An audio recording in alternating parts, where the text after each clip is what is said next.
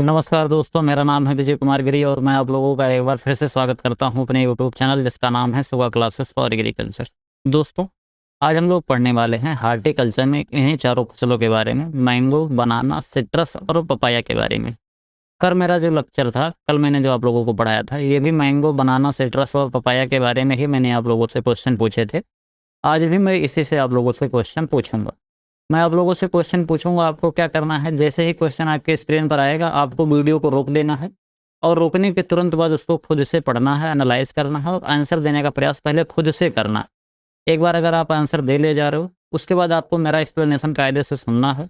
अगर आप कहीं पर गलती कर रहे हो तो वो गलती कहाँ पर कर रहे हो, ये चीज़ आपको सीखनी है, जिससे जब आप एग्जाम में जाओ तो वहाँ पर इस तरीके की गलती ना करो। मैं आप लोगों को पढ़ाना शुरू करूँ उससे पहले बता देता हूँ कि मैंने आप लोगों के लिए बेटा एक बहुत ही अच्छा कोर्स लॉन्च कर रखा है। कोर्स का नाम है अल्टीमेट एग्रीकल्चर कोर्स। इस कोर्स के बारे में अगर हम बात करें, तो इस कोर्स के अंदर आपको यहाँ पर दिए गए जो सभी सब्जेक्ट्स हैं, ये सभी सब्जेक्ट बिल्कुल बेसिक से लेकर एडवांस लेवल तक आपको विधिवत तरीके से पढ़ाए जाएंगे। और इसके अलावा यहाँ पर आप लोगों को जो कुछ भी पढ़ाया जाएगा, उसका आपको पीडीएफ नोट्स भी दिया जाएगा। और ये जो पीडीएफ नोट्स आपको मिलेगा, ये हिंदी और अंग्रेजी दोनों भाषाओं में मिलेगा। तो अगर आप इसको परचेज करना चाहते हो, तो इस क्यूआर कोड को स्कैन करके मात्र 1000 रुपये का पेमेंट करके आप इसको परचेज कर सकते हो। बाकी कोर्स से रिलेटेड अधिक जानकारी के लिए मेरा व्हाट्सएप नंबर है 9792771793। इस व्हाट्सएप नंबर से आप संपर्क करके कोर्स से रिलेटेड जो भी आपको जानकारी प्राप्त करनी है, वो सभी जानकारी आप यहाँ से प्राप्त कर सकते हो। चलिए बेटा आगे बढ़ते हैं, देखते हैं हमारा सबसे पहला क्वेश्चन क्या कह रहा है। सबसे पहला क्वेश्चन बोल रहा है, which of the following pair regarding the biochemical found in papaya is incorrectly match. पपीते के अंदर पाए जाने वाले जैव रसायनों के संबंध में निम्नलिखित में से कौन सा जोड़ा गलत तरीके से सम्मिलित है। क्या क्या ऑप्शन दिया गया है। सबसे पहले दिया गया है कि पपीते के अंदर जो येलो पिगमेंट होता है वो पाया जाता है किसकी वजह से। तो यहाँ पर लिखा है बेटा एंथोसाइनिन। तो ये बात जो लिखा है, ये बात हो जाएगी बेटा गलत, क्योंकि जो पपीते के अंदर जो येलो कलर होता है वो किसकी वजह से होता है, वो होता है बेटा कैरेक्सेंथिन की वजह से। किसकी वजह से होता है, कैरेक्सेंथिन की वजह से आपको ये कलर देखने को मिलता है, ना कि एंथोसाइनिन से। फिर आपको यहाँ पर ये याद करना चाहिए बेटा कि जो ये एंथोसाइनिन होता है, आखिर इस एंथोसाइनिन की वजह से कौन कौन से कलर हमको देखने को मिलते हैं। तो एंथोसाइनिन से आपको याद रखना है कि एंथोसाइनिन से किसी भी फल का रेड कलर हो सकता है। इसके अलावा बेटा जो पर्पल कलर हो सकता है, इसके अलावा ब्लू कलर हो सकता है। समझ गए। तो ये सभी कलर आपको एंथोसाइनिन की वजह से देखने को मिलते हैं। समझ गए। जैसे कि एंथोसाइनिन जो लाल कलर करता है वो किस में करता है, वो कर रहा होता है एप्पल के अंदर। इसके अलावा जो ब्लू कलर कर रहा होता है वो आपको किसके अंदर देखने को मिलता है, वो बैगन के अंदर देखने को मिलता है। समझ गए बेटा। तो हमको इनकरेक्ट खोजना था, हमने पहला ही स्टेटमेंट खोज लिया कि ये गलत है। तो ये गलत होगा तो इसी पे टिक लगाएंगे और आगे बढ़ जाएंगे। देखते हैं अगला ऑप्शन क्या कह रहा है। जो इसके अंदर मिल्क पाया जाता है, जो पपीता होता है, पपीते के अंदर लेटेक्स होता है। इस लेटेक्स को कह रहा है कि ये लेटेक्स जो होता है ये अनराइपन जो फ्रूट होता है पपीता का, वहाँ से निकाला जाता है और इसको हम क्या कहते हैं, पपेन कहते हैं। ये बात जो यहाँ पर लिखी गई है बेटा, ये भी 100% सत्य है।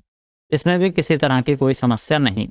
इसके अलावा बेटा यहाँ पर क्या कह रहा है, यहाँ पर कह रहा है कि enzyme present in dried latex. जो ड्राइड लेटेक्स होता है उसके अंदर, यानी कि जब ये लेटेक्स जो निकल रहा होता है, जब हम इसको सुखा लेते हैं, इसको डायबिटिक पेशेंट के लिए इस्तेमाल किया जाता है। डायबिटिक जो पेशेंट होते हैं उनको पपीते का जो ये दूध निकलता है उससे दवा बनाने के लिए इसका इस्तेमाल किया जाता है। तो ये जब सूख जाता है तो सूखने के बाद इसके अंदर कौन सा एंजाइम पाया जाता है, सूखने के बाद बेटा इसके अंदर पेप्सिन नाम का एंजाइम पाया जाता है। ये भी बिल्कुल सही बात है। समझ गए। इसके अलावा क्या है, alkaloid utilise as a heart stimulant carbine. कह रहा है कि इसमें एक ऐसा एल्कोलाइड पाया जाता है जो हार्ट को स्टिमुलेंट करता है, यानी कि हृदय उत्तेजक के रूप में इसका काम लिया जाता है। तो ये बात जो कही जा रही है ये भी बिल्कुल सही है। इसमें भी किसी तरह की कोई समस्या नहीं। समस्या किसमें थी, जिसको मैंने आपको बता दिया कि इसके अंदर कौन सी समस्या थी। समझ गए बेटा यहाँ तक बात। आगे बढ़ते हैं, अगला क्वेश्चन देख लेते हैं क्या कह रहा है। The physiological disorder known as spongy tissue is a major problem specifically associated with which mango variety, कह रहा है कि जो स्पॉन्जी टिश्यू होता है, स्पॉन्जी टिश्यू नामक जो शारीरिक विकार मुख्य रूप से आपको आम के किस्म से आम के किस्म में देखने को मिलता है। ये किस एक जुड़ी एक प्रमुख समस्या है। सीधे-सीधे पूछ रहा है कि स्पॉन्जी जो टिश्यू होता है, स्पॉन्जी टिश्यू को बेटा हम क्या बोलते हैं? इंटरनल ब्रेकडाउन बोलते हैं। मैंने कल वाले लेक्चर में आपको इसको बताया था। जब हम चीज़ों को एक्सपोर्ट करते हैं, आम को अगर हमको विदेशों में भेजना है, जैसे अभी आम का सीज़न चल रहा है और आप लोगों ने देखा होगा कि भारत का जो मैंगो है, वो अभी हाल ही में जापान ने उसको बैन कर दिया है। इसके अलावा नेपाल ने भी उसको बैन कर दिया है। तो यहाँ पर ये जो बैन हुआ है, वो क्यों हुआ है? क्योंकि बेटा कुछ होते हैं। एक तो मैंगो के अंदर जो स्टोन बीविल होता है, उसकी वजह से मैंगो को बैन किया जाता है। इसके अलावा मैंगो फ्रूट फ्लाई है, मैंगो फ्रूट फ्लाई की वजह से इसको बैन किया जाता है। और इसके अलावा जो स्पॉन्जी टिश्यू होता है, इन 3 समस्याओं की वजह से भारत का जो मैंगो है, वो बैन कर दिया जाता है। फिलहाल अभी जो सबसे बड़ा हर्डल है, जो कि अभी जापान ने बैन किया है।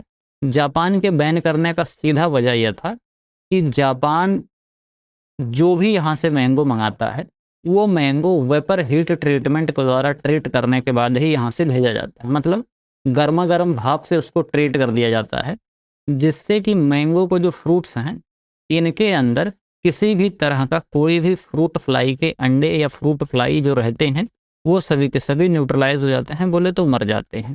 फिर हम इसको एक्सपोर्ट कर पाते हैं। लेकिन भारत में भी हाल ही में जापान की टीम आई थी, उसने चेक किया, तो चेक करके उन्होंने उनको पता चला कि भारत में ये चीज़ कहीं नहीं जाती थी, ऐसे ही भेज देते थे। क्योंकि भारत में समझते हो कैसे काम चलता है, सब चीज़ें अधिकतर कागज़ पे होने लगती हैं, तो इस वजह से इसको बैन कर दिया गया। समझ गए? तो एक स्पंजी टिश्यू, एक जो इसका स्टोन बीबिल होता है, और स्टोन बीबिल के अलावा इसके अंदर क्या बता रहा था मैं, स्टोन बीबिल, स्पॉन्जी टिश्यू और फ्रूट फ्लाई, ये तीनों की वजह से एक्सपोर्ट जो क्वालिटी होती है मैंगो की, वो ख़राब होती है। तो कुछ ऐसी वैराइटीज़ होती हैं जिसके अंदर स्पॉन्जी टिश्यू बहुत ज़्यादा लगता है, वो ससेप्टेबल होते हैं। और कुछ-कुछ वैराइटी ऐसी हैं जिनके अंदर स्पॉन्जी टिश्यू नहीं लगता है। तो यहाँ पर पूछा जा रहा है कि ऐसी कौन-सी वैराइटी है जिसके अंदर स्पॉन्जी टिश्यू लगता है? बोले तो ससेप्टेबल है, काफ़ी ज़्यादा प्रॉब्लमैटिक होता है। तो यहाँ पर आपको ऑप्शन दिया गया है, दशहरी है, अल्फांसो है, लंगड़ा है और इसके अलावा बैंगन पनीर। आपको याद रखना है बेटा कि जो अल्फांसो वैराइटी है, ये अल्फांसो जो होता है मेजरली भारत के अंदर इसको उगाया जाता है एक्सपोर्ट करने के पर्पज़ से। क्योंकि ये जो होता है, ये इसकी एक्सपोर्ट क्वालिटी बहुत बढ़िया होती है। क्या होती है? इसकी जो एक्सपोर्ट क्वालिटी होती है, इसकी एक्सपोर्ट क्वालिटी बहुत बढ़िया होती है। लेकिन इसके अंदर समस्या क्या है कि ये ससेप्टेबल होता है। किसके प्रति? ये ससेप्टेबल होता है स्पॉन्जी टिश्यू के प्रति। किसके प्रति बेटा? स्पॉन्जी जो टिश्यू होता है, उसके प्रति ये ससेप्टेबल होता है। यहाँ तक की बेटा कहानी समझ में आई आपको? इसके अलावा बेटा यहाँ पर लिखा हुआ है दशहरी। दशहरी जो वैराइटी है, ये नॉर्थ इंडिया के अंदर बहुत ज़्यादा मात्रा में ग्रो करी जाती है। नॉर्थ इंडियन जो होते हैं, वो इसको बहुत ज़्यादा खाते हैं। इसके अलावा याद रखना कि ये जो दशहरी वैराइटी है, दशहरी वैराइटी की एक ख़ासियत ये है कि भारत में सबसे ज़्यादा जो उगाई जाने वाली वैराइटी है, सबसे ज़्यादा जो खाई जाने वाली वैराइटी है, वो भी दशहरी ही होती है। इसके अलावा यहाँ पर बेटा लिखा हुआ है लंगड़ा। लंगड़ा जो वैराइटी है, इसको आपको याद रखना है कि ये जो वैराइटी होती है, इससे रिलेटेड क्या बात बताऊँ? इससे रिलेटेड मुझे अभी कोई फ़िलहाल बात याद नहीं आ रही है, तो आप इतना चीज़ याद कर लो। हाँ, एक चीज़ और याद आ गई कि दशहरी और नीलम जो वैराइटी होती है, कौन-कौन सी? एक तो दशहरी वैराइटी है और दशहरी के अलावा बेटा नीलम वैराइटी है। ये जो 2 वैराइटीज़ होती हैं, इन दोनों वैराइटी में स्पॉन्जी टिश्यू नहीं लगता है। क्या होता है? स्पॉन्जी टिश्यू से ये फ्री होते हैं। समझ गए बेटा यहाँ तक? इसके अलावा कुछ ऐसे हाइब्रिड्स भी हैं मैंगो के अंदर, जिसके अंदर स्पॉन्जी टिश्यू नहीं लगता है। और वो हाइब्रिड कौन-कौन से हैं? याद रखना कि स्पॉन्जी टिश्यू से फ्री वैराइटीज़ कौन-कौन से हैं? उसको आपको बेटा याद रखना है कि स्पॉन्जी टिश्यू से फ्री वैराइटीज़ जो हैं, एक तो याद रखना है कि अर्का पुनीत है। क्या है? अर्का अर्का पुनीत है।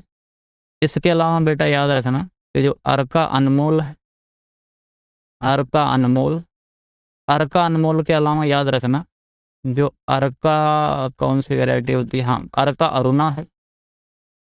इसके अलावा एक रत्ना वैरायटी, ये सभी जो वैरायटी हैं ये सभी हाइब्रिड वैरायटी हैं, सभी के सभी कैसे हैं, ये सभी के सभी हाइब्रिड वैरायटी हैं और इनके अंदर भी आपको स्पॉन्जी टिश्यू देखने को नहीं मिलता है। यहाँ तक की कहानी समझ में आई बेटा। आगे बढ़ते हैं, अगला क्वेश्चन देख लेते हैं। यहाँ पर क्या दिया गया है बेटा, यहाँ पर दिया गया है इंसेक्ट पेस्ट ऑफ मैंगो, और यहाँ पर क्या दिया गया है, यहाँ पर दिया गया है मैनेजमेंट और कैरेक्टरिस्टिक्स। या तो ये दिया होगा कि अगर ये लग जाता है तो इसको मैनेज कैसे करेंगे, और या तो फिर यहाँ पर कैरेक्टरिस्टिक्स दिए हो सकते हैं कि जो जैसे यहाँ पर जो इंसेक्ट्स हैं इनके क्या कैरेक्टरिस्टिक्स हैं, आपको कायदे से इसको मैच कराना। एक एक करके पढ़ते हैं। सबसे पहले हम बेटा देख लेते हैं मैंगो मिली बग को। जो मैंगो मिली बग होता है ये एक मेजर पेस्ट होता है, क्योंकि इसका जो निम्फल वाला स्टेज होता है, यानी कि निम्फ बोले तो इसका लार्वल के बाद वाला जो स्टेज होता है, जैसे लार्वा के बाद निम्फ होता है, फिर एडल्ट पाया जाता है। तो जो मैंगो मिली बग होता है इसका निम्फल स्टेज जो होता है ये ज़मीन पर ऐसे क्रोल करते जाता है, और जो ट्रंक होता है आम उसका क्या कहते हैं मैंगो का, उसके ट्रंक पर ऊपर चढ़ के जाके नुकसान पहुंचाता है। और उसको कंट्रोल करने के लिए क्या किया जाता है, इसको कंट्रोल करने के लिए बेटा एक होता है एल्काथीन बाइंडिंग। इस एल्काथीन बाइंडिंग का इस्तेमाल किया जाता है, और ये एल्काथीन जो बाइंडिंग होती है ये 30 से लेके 45 सेंटीमीटर चौड़ी एक पट्टी होती है, और ये पट्टी जो होती है ये स्टेम जो होता है मैंगो का उसके मेन स्टेम के चारों तरफ इसको हम लगा देते हैं, इस बाइंडिंग को, एल्काथीन बाइंडिंग को। और ये लगाते कहाँ पर हैं, ये ज़मीन से, जो ज़मीन होती है ज़मीन से 30 सेंटीमीटर ऊंचाई पर, कहाँ पर 30 सेंटीमीटर ऊंचाई पर लगाएंगे, और लगभग 30 से 45 सेंटीमीटर चौड़ी पट्टी होगी, उससे पूरे ट्रंक को चारों तरफ से हम घेर देते हैं। तो ये मैंगो मिली बग हो गया। इसके अलावा क्या है, मैंगो स्टोन बीबिल है। मैंगो स्टोन बीबिल के बारे में बेटा याद रखना कि ये एक ऐसा पेस्ट होता है जिसके लिए क्वारंटाइन काफ़ी ज़्यादा इम्पॉर्टेंट होता है। अगर हमने इसको बेटा क्वारंटाइन नहीं किया तो ये क्या करेगा, इसके जो इंसेक्ट्स होते हैं ये क्या करते हैं, बहुत तेज़ी से दूसरे में फैलने लगते हैं। पहले तो ये पल्प के अंदर जाता है, और पल्प के अंदर जाने के बाद ये स्टोन के अंदर जाके नुकसान पहुंचाता है। समझ गए। इसके अलावा फ्रूट फ्लाई की बात करते हैं, तो फ्रूट फ्लाई जो होता है इसको कंट्रोल करने के लिए बेटा हम वेपर हीट ट्रीटमेंट का इस्तेमाल करते हैं। वेपर हीट ट्रीटमेंट क्या होता है अभी आगे आपको डिटेल में बताऊंगा। फिलहाल आप ऐसे समझो कि जो फ्रूट फ्लाई होता है इसको हम वेपर हीट ट्रीटमेंट के द्वारा इसको कंट्रोल करते हैं। कंट्रोल कर लेंगे, जितने भी इसके अंडे होते हैं और इसके जो बच्चे होते हैं ये सभी के सभी मर जाते हैं, और बाद में जब हम इसको एक्सपोर्ट करते हैं तो दूसरे देश में ये फैलने का खतरा नहीं रहता। समझ गए। जापान ने जो इसको बैन किया है वो इस वजह से नहीं बैन किया है कि लोग आदमी खाएंगे इसको तो मरने लगेंगे। जापान ने इसको इस वजह से बैन किया है क्योंकि ये जापान में जाएगा तो फ्रूट फ्लाई का आक्रमण वहाँ पर भी बहुत ज़्यादा फैल जाएगा। अभी वहाँ फ्रूट फ्लाई है नहीं, तो इसी वजह से लोग डरते हैं। जैसे आप लोगों ने देखा होगा बेटा एक खरपतवार है जिसको कांग्रेस घास कहते हैं, भारत में इसको खरपतवारों का राजा बोला जाता है। दुर्भाग्य ये है कि जब हमारे पास भोजन की उपलब्धता नहीं थी, हमारे पास पर्याप्त मात्रा में राशन नहीं हुआ करता था, तो उस समय पर हमने अमेरिका से कुछ गेहूँ मंगाए थे, और अमेरिका से जो सूअरों को खिलाया जाने वाला जो गेहूँ होता था वो भारत को दिया जाता था क्योंकि सस्ता पड़ता था, और भारत बहुत महंगा गेहूँ अफोर्ड नहीं कर सकता था। तो भारत से जो गेहूँ अमेरिका से आया था उसी के साथ ये पार्थेनियन जिसको कांग्रेस घास बोलते हैं ये भी भारत में आ गया था, और भारत में आने के बाद इतना तेज़ी से फैल गया कि ये फैकल्टेटिव वीड होता है, कल्टीवेटेड लैंड में भी उग जाता है, और जहाँ हम कभी ज़िंदगी में खेती नहीं करते हैं वहाँ पर भी जाके उग जाता है। और इसने ऐसा तांडव मचाया कि अधिकतर आप लोगों ने देखा होगा केरला और कर्नाटका वाले रीजन में जो जंगल होते हैं उन जंगलों में इस खरपतवार का महामारी जैसे फैल गई।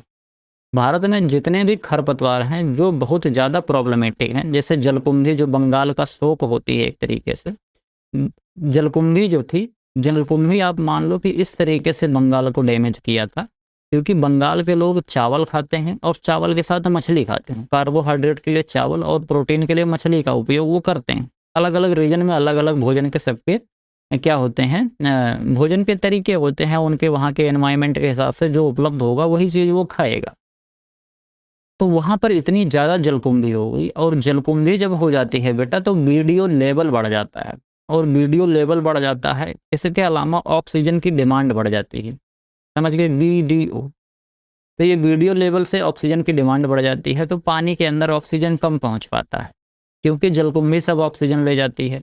इसकी वजह से जो तालाब के नीचे मछलियाँ होती हैं वो सब मरने लगती हैं। और इसके अलावा जो ये पानी अगर कहीं पर भी ठहरा हुआ है, तो ठहरे पानी पे जलकुंभी ये फैलता है, वाटर हाइकेंथ बोलते हैं इसको। तो ये बहुत प्रॉब्लमेटिक होता है, ये भी विदेश से ही आया था। बाकी ऐसे तमाम है, जैसे सत्यानाशी है, ये भी विदेश से आया था। हिरनखुरी है, ये भी विदेश से आया था। फिलेरिस माइनर है, ये भी विदेश से आया था। तो ये भारत में कोई भी जो खरपतवार है ये पनपा नहीं था। इसी वजह से भारत में इसके नेचुरल एनिमी नहीं थे। जैसे भारत में जब कोई चीज़ पनपता है, तो उसका गर्दन काटने वाले भी लोग धीरे-धीरे पनपते रहते हैं। लेकिन अगर कोई विदेश से अचानक से आ जाए, तो समस्या हो जाती है। जैसे जब आदमी अपने बच्चे को पाल रहा होता है, तो अपने बच्चे को पता होता है कि इसको चुप कैसे कराया जाए। लेकिन अगर कोई दूसरे का बच्चा आ जाए, तो पता नहीं होता भैया इसको कैसे कंट्रोल किया जाए, इसको चुप कैसे कराया जाए। तो उसी तरीके से समस्या होती है, और इसी वजह से अलग-अलग जो कंट्रीज़ हैं, वो रोकते हैं कि हमारे देश में कहीं ये चीज़ फैल ना जाए। तो बहुत लोगों को ये एक मिसकंसेप्शन हो गया है कि अब जापान जो मैंगो बैन कर दे रहा है, यानी कि भारत का आम जो है इतना ज़्यादा खराब है कि इसको जापान वाले खा नहीं रहे। तो बेटा आपको समझना है, क्योंकि आप एग्रीकल्चर वाले हैं, तो आपको इन चीज़ों को समझना है कि आखिर ये बैन हुआ क्यों है। तो ये केवल इस वजह से बैन हुआ है कि वो डरते हैं कि फ्रूट फ्लाई हमारे देश में आके फैल ना जाए। इसके अलावा एक चीज़ मुझे अभी और याद आ रही थी, अभी स्किप कर गया दिमाग से तुरंत, अभी आगे याद आएगा तो मैं बताऊँगा। इसके अलावा बेटा मैंगो हॉपर है। मैंगो हॉपर जो होता है, इसके जो निम्फ और एडल्ट होते हैं, ये दोनों के दोनों क्या करते हैं, ये सेल शेप को सेक करते हैं। सेल शेप कहने का मतलब ये है कि जो पत्तियाँ होती हैं, इसके जो कोमल-कोमल पार्ट होते हैं, वहाँ से ये क्या करते हैं, सब जूस सब जूस पी लेते हैं। तो क्या हो जाएगा बेटा, ए किसमें जा रहा है, ए जा रहा है सेकंड पर, तो ए सेकंड पर यहाँ जा रहा है और ए सेकंड पर यहाँ जा रहा है। बी गलत हो गया और डी गलत हो गया। इसके अलावा बी किस पे जा रहा है बेटा, बी जा रहा है फोर्थ पर, तो बी फोर्थ पर यहाँ जा रहा है, यानी कि सी भी गलत हो गया। तो ऑप्शन नंबर जो ए होगा, वो हमारा बिल्कुल सही ऑप्शन हो जाएगा। अगला क्या कह रहा है, consider the following statement regarding severe diseases of citrus. यहाँ पर क्या दिया गया है, यहाँ पर सिट्रस की गंभीर बीमारियों से संबंधित निम्नलिखित कथन दिए गए हैं। अपन को विचार करना है और विचार करके बताना है। क्या बताना है, हमको बताना है कि गलत कौन सा है। एक एक करके पढ़ते हैं। क्या कह रहा है कि सिट्रस कैंकर जो होता है एक तरह का बैक्टीरियल डिजीज होता है, जो कि जैंथोमोनास टेम्पेस्टिस सिट्राई के द्वारा फैलता है। ये बात बेटा बिल्कुल सही है, क्योंकि जो सिट्रस कैंकर होता है एक बहुत डिवास्टेटिंग बैक्टीरियल डिजीज होता है, जो कि किसके द्वारा फैलता है, जो कि जैंथोमोनास टेम्पेस्टिस सिट्राई के द्वारा ये फैलता है। और इसको आपको याद रखना है कि इसका जो वेक्टर होता है, यानी कि इसको जो फैलाता है, इसको फैलाने का काम कौन करता है, इसको फैलाने का काम एक लीफ माइनर होता है। लीफ माइनर, जिसको हम क्या कहते हैं, जिसको हम बोलते हैं बेटा फाइलोकिनेस्टिक सिट्रेला। क्या कहते हैं बेटा इसको, इसको हम फाइलोकिनेस्टिक सिट्रेला, इसके द्वारा ये फैलता है। समझ गए। इसके अलावा क्या है, the vector for tristeza virus is the citrus psylla. कह रहा है कि जो ट्रिस्टेजा वायरल डिजीज फैलती है, ये भी सिट्रस के अंदर फैलती है। कह रहा है कि इसका जो वेक्टर है वो सिट्रस साइला। ये बात जो कही जा रही है बेटा, ये बात गलत हो जाएगी। गलत क्यों हो जाएगी, क्योंकि बेटा जो ये ट्रिस्टेजा वायरस फैलता है, ये सिट्रस साइला की वजह से नहीं फैलता है। ये फैलता है किसकी वजह से, ये फैलता है बेटा एफिड की वजह से। इसके अलावा सिट्रस साइला क्या चीज़ फैलाता है, तो याद रखना कि जो सिट्रस साइला होता है, ये सिट्रस की ग्रीनिंग डिजीज फैलाता है। क्या फैलाता है, सिट्रस की जो ग्रीनिंग डिजीज होती है, इसको फैलाने का काम करता है। बिल्कुल लोड नहीं लेना, धीरे धीरे पढ़ते चलेंगे। इसके अलावा क्या है, citrus greening is caused by a gram negative walled bacteria called Candidatus Liberibacter. कह रहा है कि जो सिट्रस ग्रीनिंग होती है ये किसके द्वारा फैलती है, एक ग्राम नेगेटिव बैक्टीरिया होता है, इसकी वजह से फैलती है, जिसको हम कैंडिस लेब्रोबैक्टर बोलते हैं। तो ये बात जो बोली जा रही है बेटा, ये बात करेक्ट है, क्योंकि जो सिट्रस ग्रीनिंग होती है ये पहले माना जाता था, ये सिट्रस ग्रीनिंग जो होती है ये होती है बेटा माइकोप्लाज्मा के जरिए। किसके जरिए होती है, माइकोप्लाज्मा के जरिए ये बीमारी होती।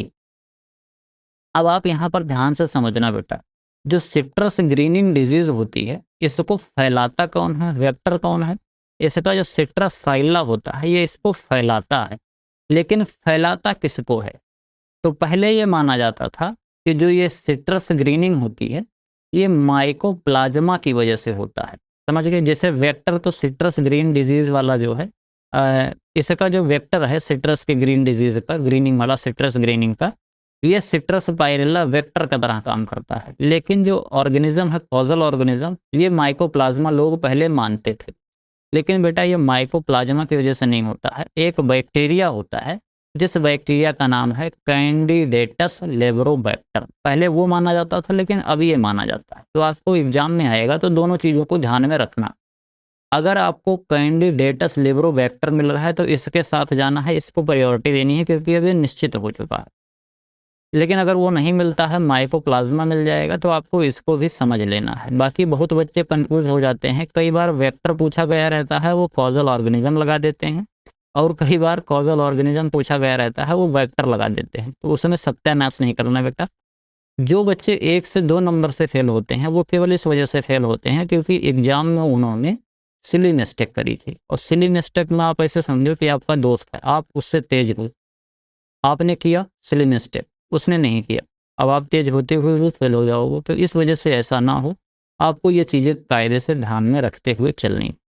तो यहाँ पर बेटा ये जो सिट्रस वाली बात कही जा रही है तीसरी, ये भी सही है। तो हमने गलत खोजा कौन सा, दूसरा। लेकिन हमसे पूछा क्या जा रहा था बेटा, हमसे पूछा जा रहा था करेक्ट कौन सा है। तो पहला और तीसरा करेक्ट है। तो पहला और तीसरा यानी ऑप्शन नंबर बी बिल्कुल राइट ऑप्शन हो जाएगा। लोड नहीं लेना, थोड़ा थोड़ा पढ़ते करते चलेंगे। इसके अलावा यहाँ पर क्या दिया गया है, असर्शन और रीजन बेस्ड क्वेश्चन दिए गए हैं। अभी असर्शन और रीजन बेस्ड क्वेश्चन में क्या कह रहा है कि Bombay green and Chausa variety जो होता है वो highly susceptible to mango malformation. ये बेटा जो मैंगो माल फॉर्मेशन होता है ये एक तरीके का डिजीज डिसऑर्डर भी होता है। कुछ लोग इसको डिजीज भी बोलते हैं, कुछ लोग इसको डिसऑर्डर भी बोलते हैं, और कुछ लोग इंसेक्ट के कारण भी इसको बोलते हैं कि इंसेक्ट इसको पैदा करता है। वैसे ये तीनों का बहुत जो कॉकटेल बन जाता है, तो ये तीनों को कॉकटेल से बनता है। इन्वायरमेंटल फैक्टर भी डिपेंड करता है, रिस्पॉन्सिबल होता है, ये डिजीज़ भी होता है। तो इन्वायरमेंटल फैक्टर की वजह से हो रहा है तो डिसऑर्डर हो गया। इसके अलावा कोई कॉजल ऑर्गेनिज्म है तो वो डिजीज़ भी हो गई, और कोई फैला रहा है, इंसेक्ट लेके आ रहा है, तो वो इंसेक्ट की वजह से होने वाली समस्या हो गई। तो ये तीनों का मिक्सचर होता है मैंगो माल फॉर्मेशन। इस मैंगो माल फॉर्मेशन में क्या होता है कि जो बॉम्बे ग्रीन डिजीज है और इसके अलावा जो चौसा वैरायटी है ये हाईली ससेप्टेबल होती है। बोले तो इसके अंदर ये समस्या जल्दी देखने को मिल जाती है। तो क्या बात है, ये बात बिल्कुल सही है, किसी भी तरह से लोड नहीं लेना, बिल्कुल सही बात। इसके अलावा क्या है, it is a serious problem in north India. North India में ज़्यादा समस्या आपको देखने को मिलती है, ये भी बात सही है। और इसकी वजह से बंची टॉप अपीयरेंस वेजिटेटिव और फ्लोरल पार्ट में आपको देखने को मिलता है। बंची टॉप का क्या मतलब होता है, बंची टॉप का मतलब होता है अगर वेजिटेटिव पार्ट में हो रहा है तो वेजिटेटिव माल फॉर्मेशन होता है, और एक फ्लोरल माल फॉर्मेशन होता है। ये माल फॉर्मेशन भी दो तरीके से होता है।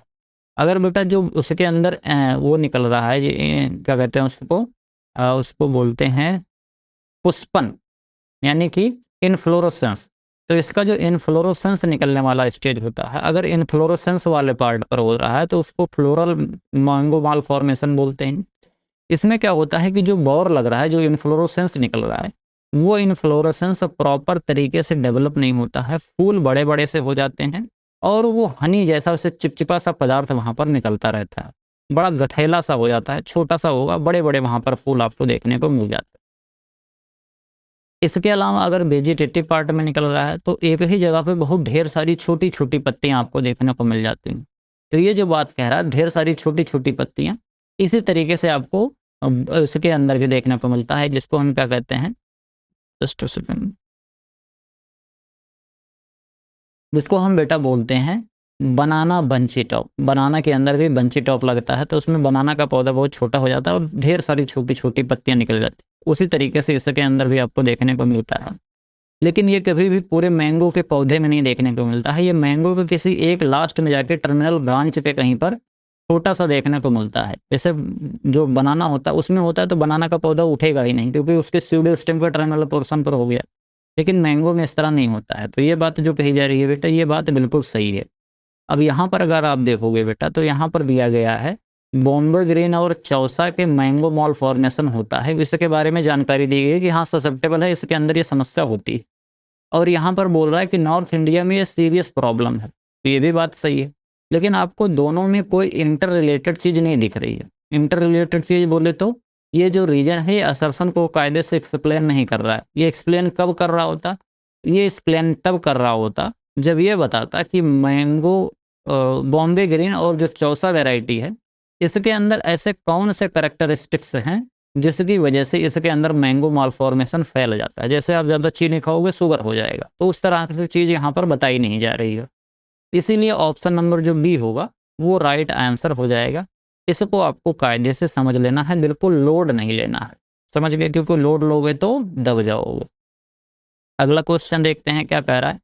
What is the recommended seed rate for cultivating dioecious variety of papaya? कह रहा है कि पपीते की डायोसियस किस्म की खेती के लिए अनुशंसित बीज दर क्या है।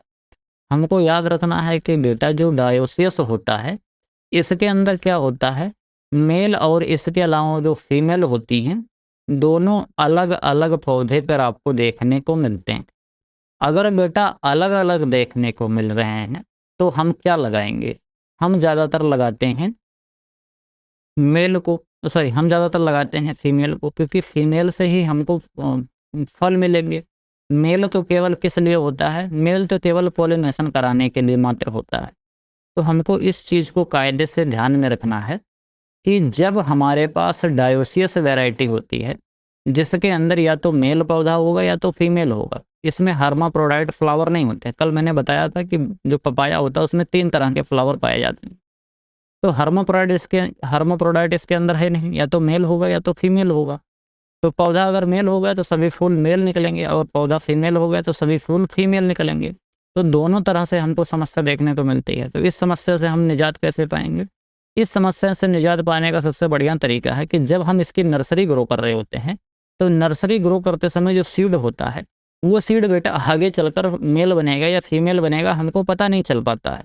जब उसके अंदर थोड़ा-सा पौधा बड़ा होता है, तभी हम अंदाज़ लगा पाते हैं कि हाँ, अच्छा ये मेल पौधा है, ये फीमेल पौधा है। तो इस कंडीशन में क्या किया जाता है कि थोड़ा-सा ज़्यादा सीड रेट हम यूज़ करते हैं कि उसमें मेल हमको निकाल देना है। क्योंकि मेल तो हम केवल 10% यूज़ करते हैं, बाकी को सबको निकाल देंगे। तो मान लेते हैं हमने सीड लिया और सीड को हमने क्या कर दिया, डाल दिया। अब जो नेचुरल होता है, नेचुरली क्या होगा, 50% तो वहाँ पर फीमेल निकलेंगे और 50% मेल निकलेंगे। तो उसमें से 10% को हम रखेंगे, बाकी को बहा देंगे जो मेल होगा, और जो फीमेल होगा उसको लगा देंगे।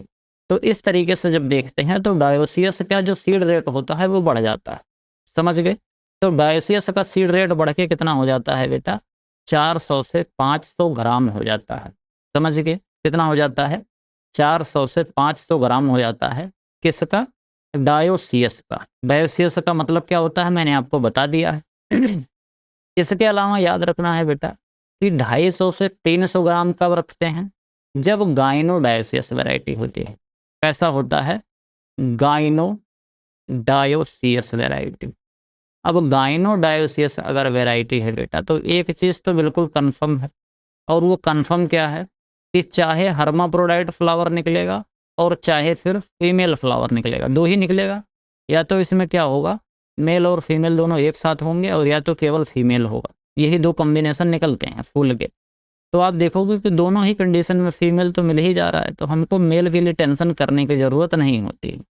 लेकिन जब डायोसियस लगाते हैं तो 10% हमको यूज करना पड़ता है। कई बार लोग सोचते हैं कि अगर सब्जेक्ट गायनो-डायोसियस होगा तो इसमें भी कई बार एग्ज़ाम में अगर वो रीज़निंग लगाना हो गया, उसने पूछ लिया कि गायनो-डायोसियस वैरायटी ऑफ पपाया में कितने परसेंट मेल की ज़रूरत पड़ती है? तो बच्चे 10% याद करेंगे, वही मार के चले आएँगे, फिर हो जाएगा सत्यानाश। तो याद रखना है कि गायनो-डायोसियस में प्रयोग नहीं किया जाता है, केवल डायोसियस में प्रयोग किया जाता है। तो ऐसे-ऐसे चीज़ों को ध्यान में रखते हुए चलना है, यानी कि ऑप्शन नंबर डी बिल्कुल सही हो गया। Which of the following pair regarding citrus rootstock and indicator plant is correctly match? जो सिट्रस रूट स्टॉक होता है, इसके सूचक पौधे इंडिकेटर प्लांट के संबंध में कौन सा जोड़ा सही है? यानी कि हमको यहाँ पर 3 गलत देखने को मिल रहे हैं। रूट स्टॉक से संबंधित जानकारी दी गई है। देखेंगे कि गलत कौन-सा, सॉरी इसमें करेक्ट कौन-सा, बाकी तो 3 इसमें गलत है। एक-एक करके पढ़ते हैं। कह रहा है कि ट्रायोसिट्रंज जो होता है, use as a root stock for kagzi lime. ये बात जो कह रहा है बेटा, ये बात गलत है, क्योंकि जो ट्रायोसिट्रंज होता है, इसको एज़ ए रूट स्टॉक हम यूज़ करते हैं किसके लिए? इसको हम बेटा यूज़ करते हैं किन्नों के लिए। किन्नू जो होता है, अभी मैंने आपको बताया था ना कि अमेरिका में उसका क्रॉस करा के बनाया गया था कल वाले लेक्चर में, वही चीज़ है। इसके अलावा क्या है बेटा? इसके अलावा जो रंगपुर लाइम है, कह रहा है कि best route stock for mandarin. ये बात जो कही जा रही है वो गलत है, क्योंकि ये इसके इसमें सॉरी ये रनपुर लाइम लिखा हुआ है। तो इसमें रनपुर लाइम या रंगपुर जो लाइम है, आपको याद रखना है कि जो मौसम्बी होती है ना, क्या होती है बेटा? जो मौसम्बी होती है, जिसको हम क्या बोलते हैं? जिसको हम स्वीट ऑरेंज बोलते हैं। इसके रूट स्टॉक के तौर पर इसको इस्तेमाल किया जाता है। यहाँ तक किसी को कोई समस्या? तो हमने यहाँ पर 2 चीज़ें समझ ली। इसके अलावा बेटा आगे बात करते हैं। अगला क्या है? Kagzi lime highly susceptible indicating plant for tristeza virus. जो कागजी लाइम होता है, ये ट्रिस्टिजा वायरस के प्रति काफ़ी ज़्यादा ससेप्टेबल होता है। तो इसको हम एक इंडिकेटर प्लांट के तौर पर यूज़ करते हैं। ये बात बेटा सही है। हमको सही खोजना था, हमने खोज लिया। इसके अलावा क्या कह रहा है कि sweet orange commercially propagated mostly bye linear grafting. जो स्वीट ऑरेंज होता है, कह रहा है कि इसको कॉमर्शियली हम प्रोपोगेट किससे करते हैं? इसको हम कॉमर्शियली लीनियर ग्राफ्टिंग से प्रोपोगेट करते हैं। ये भी बात गलत है। लीनियर ग्राफ्टिंग केवल और केवल मैंगो में इस्तेमाल किया जाता है, और एग्जाम में अधिकतर एक मैंगो के लिए ही ये क्वेश्चन पूछे जाते हैं। फिर आपको याद रखना है कि आखिर ये स्वीट ऑरेंज जो है, इसका हम प्रोपोगेशन कैसे करते हैं? तो याद रखना, एक मेथड होता है टी बडिंग। क्या होता है बेटा? टी बडिंग मेथड होता है, और इसके अलावा एक पैच बडिंग मेथड होता है। कौन सा मेथड होता है? Patch budding method. इन दोनों मेथड में से कोई एक सा मेथड हम यूज करते हैं। किसके लिए? जब हमको क्या करना होता है? जब हमको कॉमर्शियली प्रोपोगेट करना होता है। यहाँ तक की बेटा बात समझ में आई? तो 7वें ऑप्शन नंबर सी बिल्कुल राइट ऑप्शन हो जाएगा। अगला देख लेते हैं। कह रहा है consider the following statement regarding a botany and varieties of mango. कह रहा है कि केले की वनस्पति और किस्मों के संबंध में निम्नलिखित कथनों पर विचार करना है। 3 कथन दिए गए हैं, विचार करेंगे और बता देंगे कि आखिर इनमें से गलत है तो कौन सा गलत है। एक-एक करके पढ़ते हैं। सबसे पहले क्या कह रहा है? कह रहा है कि the weight of स्वाड sucker use for propagation should be around 50 से 100 ग्राम। जब हम पपीता, जब हम किसको लगाते हैं बेटा? जब हम बनाना को लगाते हैं, तो उसका जो प्रोपोगेशन किया जाता है टिश्यू कल्चर के द्वारा किया जाता है। इसके अलावा स्वाड सकर के द्वारा भी किया जाता है, राइजोम के भी द्वारा किया जाता है। तो यहाँ पर बोल रहा है कि जो स्वाड सकर होता है, इसका वजन कितना होना चाहिए? तो ये 50 से 100 ग्राम बता रहा है। ये बात बिल्कुल गलत है, क्योंकि बेटा लगभग आधा किलो से 3 पाव के आसपास, यानी कि 500 से 750 ग्राम का जो स्वाद शक्कर होता है, इसको इस्तेमाल करते हैं। 50 से 100 ग्राम होगा तो सूख जाएगा जल्दी से, क्योंकि इसके पास स्टोरेज एनर्जी नहीं होती है। तो ये हो गया गलत। इसके अलावा ladies finger is a example of diploid variety of banana. ये भी मैंने आप लोगों को कल वाले लेक्चर में बताया था, तो ये बात बिल्कुल सही है। इसके अलावा क्या है? Cut rhizome use for propagation are technically known as peepers. जैसे मैंने भी थोड़ी देर पहले बताया कि जो बनाना होता है, बनाना के अंदर जो प्रोपोगेशन करते हैं तो हम राइजोम के द्वारा करते हैं। बड़ा सा राइजोम होगा, उसको छोटे-छोटे टुकड़ों में काटते हैं और काटने के बाद उसको फिर हम प्रोपोगेट करते हैं, तो उसको क्या कहा जाता है, जो कटे हुए टुकड़े होते हैं उसको हम पेपर्स बोलते हैं। तो ये बात भी सही है, हमको गलत खोजना था, केवल पहला गलत है, यानी कि option number A right answer हो जाएगा। Which of the following is a recognized polyembryonic variety of mango? निम्नलिखित में से कौन सी आम की एक मान्यता प्राप्त पॉलीएम्ब्रोनिक वैरायटी है? याद रखना बेटा, जो पॉलीएम्ब्रोनिक वैरायटी होती है इसके अंदर क्या होता है, पॉलीएम्ब्रोनिक वैरायटी में मल्टीपल सीडलिंग एक ही सिंगल सीड में होता है। क्या होता है बेटा, इसके अंदर multiple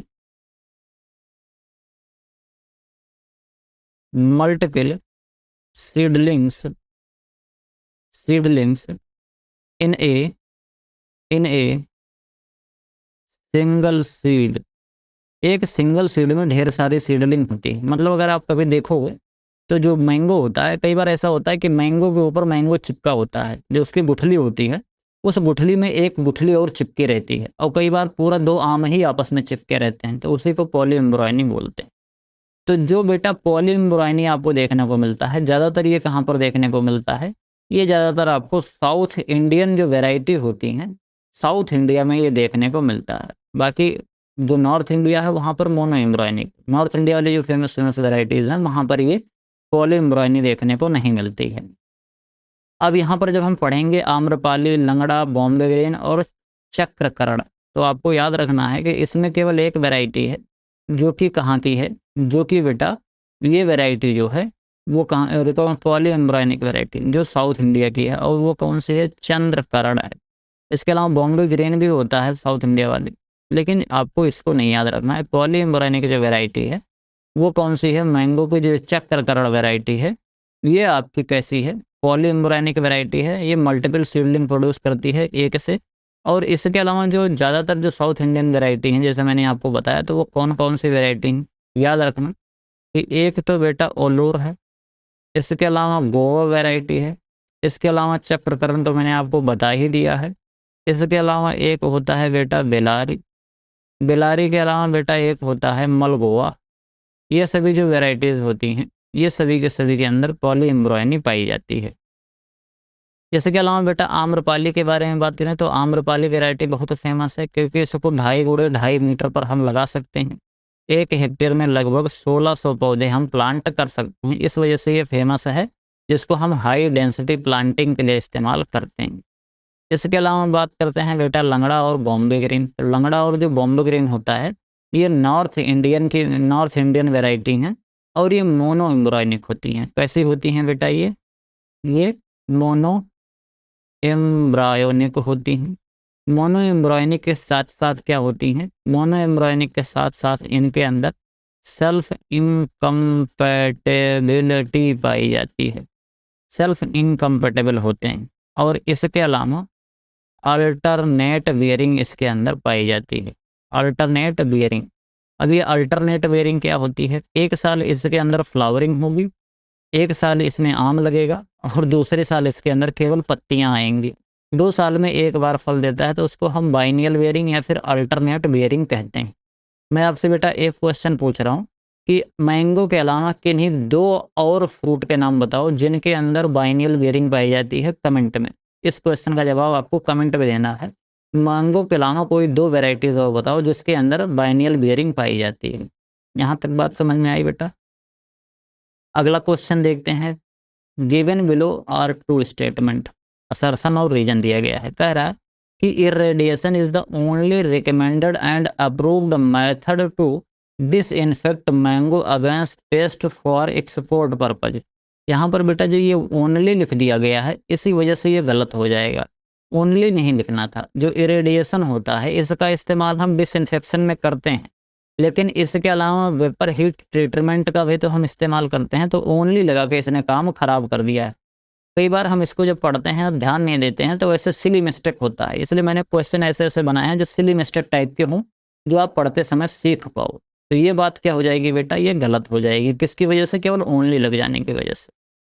mango stone, weevil and fruit fly lay their egg directly on the fruit skin of developing mango in the orchard. ये बात जो कही जा रही है बिल्कुल सही है, क्योंकि मैंगो स्टोन बीविल जो होते हैं और जो फ्रूट फ्लाई होते हैं, ये अंडे जब ऑर्चर्ड में आम रहता है उसी समय पर दे देते हैं और बाद में यहाँ से इसके लार्वल स्टेज वाले आते हैं और नुकसान पहुँचाते हैं। किसी भी तरीके से कोई दिक्कत, तो रीजन है तो बेटा सही, लेकिन असर्शन जो है वो है गलत। यानी कि सही कौन सा हो जाएगा? ऑप्शन नंबर जो डी है, उस पर टिक लगाएँगे और आगे बढ़ जाएँगे।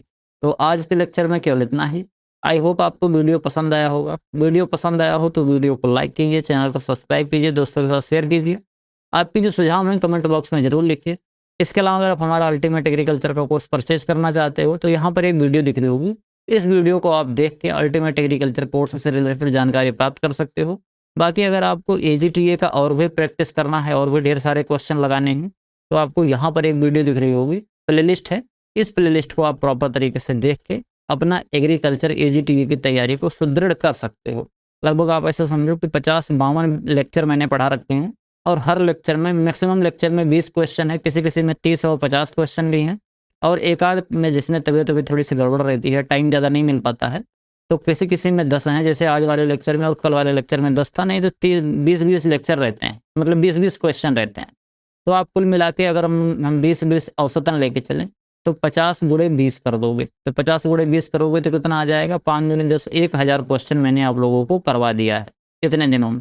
बाकी और आगे चलकर मैं और करवाऊँगा और यहाँ पर क्वेश्चन आप तो देख ही रहे हो कि केवल क्वेश्चन यहाँ एक-एक क्वेश्चन नहीं कराया जा रहा है।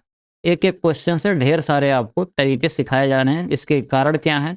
तो इससे आपको एक ओवरऑल पर्सपेक्टिव समझ में आता रहेगा और अच्छे से आप याद करते रहोगे, प्रॉपर तरीके से पढ़ते रहोगे। बाकी अगर अल्टीमेट एग्रीकल्चर का कोर्स परचेज़ करना है, तो नीचे वीडियो के डिस्क्रिप्शन में आपको एक वीडियो दिया गया होगा। उस वीडियो को आप देख के प्रॉपर तरीके से अल्टीमेट एग्रीकल्चर कोर्स से रिलेटेड जानकारी प्राप्त कर सकते हो और अपनी तैयारी को एक नेक्स्ट लेवल पर लेके जा सकते हो। ये चीज़ बता देता हूँ कि जो सिलेबस है थोड़ा-सा बड़ा है, डिटेल में पढ़ाया गया है क्योंकि फैक्चुअल चीज़ें हैं। इसके अलावा जो क्या कहते हैं उसको, जो प्रिंसिपल हैं, जो तमाम तरीके की जो थ्योरीज़ है, उसको भी डिटेल में पढ़ाया गया है। तो ये सभी चीज़ें ज़्यादा होने की वजह से इसको थोड़ा-सा आपको टाइम ज़्यादा देना पड़ेगा। अगर आप डेडिकेशन के साथ 6 महीने देना चाहते हो और बीएससी में आपने कुछ भी नहीं पढ़ा है, तो मेरी गारंटी है कि अगर आपने पूरा अच्छे से पढ़ लिया, तो आपको किसी दोस्त से अपने आप को कम आँकने की ज़रूरत नहीं होगी। बस क्या करना है, जितना बताता जाऊँगा पढ़ते जाना है और इसके अलावा उसको रिवाइज़ करते जाना है। बाकी आप सब छोड़ दो, किसी भी तरीके से कोई टेंशन लेनी ही नहीं है। तो आज की वीडियो में केवल इतना ही, मिलते हैं किसी दूसरी वीडियो में, तब तक के लिए इजाज़त दीजिए। धन्यवाद।